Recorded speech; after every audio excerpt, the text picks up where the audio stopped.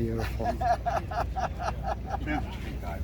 We're really good friends. You know, Restoration Supply, Alan and Beth, well, they're brothers. Yeah, they're about 8 years apart. When Alan wants to know what's up with his brother, he calls me.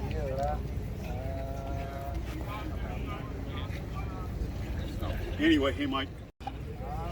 1921 Silver Ghost. Okay. What I love is the British attitude. The numbers. It's just so. Look at the way that is built. That's actually threaded rod. You got the threads down there. Jeez. Absolutely insane. Some of these details are so crazy. Packing for the water pump. See all the controls coming off the steering and just keeps going. All the levers. And zoom in a minute to show you. Very typical British and totally overbuilt. My gosh.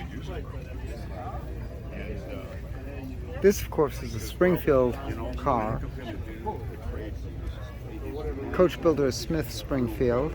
Ray Dietrich did the design. That's pretty cool. This is a 7.6 liter,